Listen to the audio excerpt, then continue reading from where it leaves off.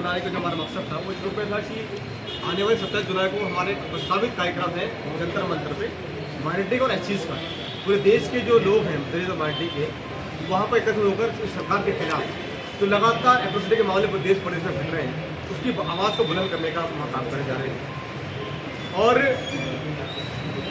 हम लोग के संविधान को मानने वाले लोग हैं और संविधान के तहत जो भी कार्रवाई हो जिसके खिलाफ वो जो भी अपराधी हो उसकी जाति पाति नहीं हो उस अपराध के खिलाफ संविधान रूप में कार्रवाई होनी चाहिए। अगर हम बात करते हैं अपने प्रदेश के अंदर लगातार एट्रोसिटी के मामले बढ़ रहे हैं, चाहे वो दलित व्यक्ति हो चाहे माइनॉरिटी के व्यक्ति हो, लगातार पिछले 10 साल में लगातार घटनाएं बढ़ी हैं। और जो हमारा अनुसूचित जाति जनजाति निवारण एक्ट है उसको खत्म करने का काम या उसको ना मानने का काम भारतीय जनता पार्टी करती है। अगर कोई अपराधी अपराध करता है इन कम्युनिटी के ऊपर या इन कम्युनिटी के द्वारा किसी पे कोई अपराध ये कर देते हैं तो इनके खिलाफ सरकार जो है बिना किसी संविधान के तहत बिना किसी कानून के तहत बुलडोजर तक की कार्रवाई करने का काम करती है। दूसरी तरफ जब यही लोग किसी ऐसे व्यक्ति की हत्या कर देते हैं चाहे माइनॉरिटी का व्यक्ति हो चाहे वो दलित समाज का व्यक्ति हो उसके खिलाफ मुझे लगता है कानून का पालन नहीं करती। तो लगता है इस प्रदेश के अंदर दो कानून चल रहे हैं। एक कानून में तो उसके खिलाफ बुलडोजर चल रहा है, एक कानून में उसके खिलाफ वो जो अपराधी है वो खुलेआम घूम रहे हैं। अब केतन लाल का मामला देख लीजिए जो उस पर हुआ है अपना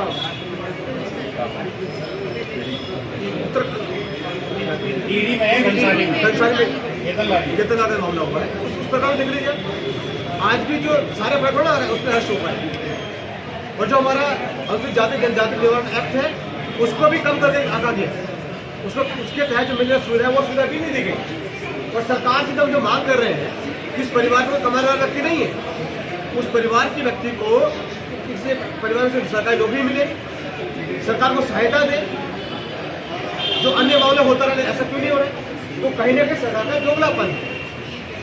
दूसरा 2027 में जो आने वाले चुनाव हैं मैं आपके माध्यम से बताना चाहता हूँ कि 2027 चुनाव में जो 2011 का जो सेंसस है उस सेंसस के अनुसार इस प्रदेश के अंदर दलित की जो संख्या है 2011 में 20% से ऊपर की है। अब इस माइनॉरिटी को जोड़कर 15% के ऊपर है तो लगभग 35% के ऊपर सेंसस 2011 का है जो इस प्रदेश की लगभग 32 सीटों को अफेक्ट करती है। इसमें 3 तरह के जिले हैं जिसमें हरिद्वार है, उधम सिंह नगर है, देहरादून है, नैनीताल का हिस्सा है। जब 32 सीटें आती है जहाँ पे हम लोग पूरी तरह से किसी सरकार को बनाने बिगाड़ने का काम कर सकते हैं।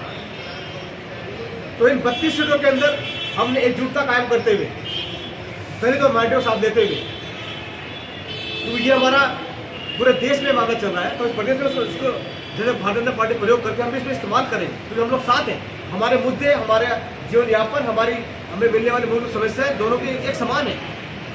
तो उस समानता को साथ में लेते हुए आगे वाले चुनाव के अंदर एक टीम के रूप में एक भाईचारा के रूप में जो हमारी मोहब्बत की दुकान राहुल गांधी खोल पूरे देश में चल रहे हैं उसको उस मोहब्बत की दुकान को आगे बढ़ाने का काम इस 32 सीटों में करेंगे और एक निर्णायक भूमिका में हम इसका इस्तेमाल करेंगे। और 27 में इसके अलावा दलित समाज के बच्चों के ऊपर जो छात्रवृत्ति मिलती थी इस प्रदेश में खत्म कर देंगे, जो छात्रावास की सुविधा मिलती थी इस प्रदेश में खत्म कर देंगे, जो हमारे दलित समाज के बच्चों को आने जाने की निःशुल्क सुविधा मिलती थी एक जिले से दूसरे जिले में, चाहे वो बस के माध्यम से और ट्रेन के माध्यम से, इस सरकार ने खत्म करने का काम किया। तो ये कहेगा संविधान को तोड़ मोड़ काम कर रहे हैं। ये हमारे महापुरुषों का इस्तेमाल और केवल वोट के अंतिम में करते हैं। बाबा साहब के बनाए संविधान को नहीं मानते लेकिन उनकी जयंती पर समरसता कार्यक्रम जरूर करते हैं लेकिन उनको मानते नहीं है। ये संविधान तो मैं अधिकार दिया था इस तरह की सुविधा मिली थी उनको खत्म करने का मतलब पार्टी किया आपके माध्यम से अवगत रहा है। और आने वाले 27 के चुनाव में निश्चित रूप से दलित और मुस्लिम इकट्ठा होकर ये जो 32 सीटें हैं एक तरफा काउंसिल करने का काम करेंगे। और जो अभी 18 जुलाई को जो कुकृत्य भारतीय जनता पार्टी ने जंतर मंतर में किया आपके माध्यम से हम दोनों लोग उसकी घोर भर्त्सना करते हैं। उसकी जितना निंदा कीजिए उतना कम है। ऐसा मसला नहीं होना चाहिए था। मुझे लगता है जो बेऔलादों की सरकार यहाँ चल रही है उनको किसी का औलाद का दुख नहीं है। हमारी बेटियों के साथ हमारी बहन साथ जो अत्याचार किया गया वो अपने आप में बहुत बड़ा अत्याचार भारतीय जनता पार्टी ने किया है। इसका जवाब इस देश का नौजवान जो छात्र है उनको निःशुल्क देगा। ये इसके लिए तो तैयार है। आप सब यहाँ पहुंचे, आपका धन्यवाद।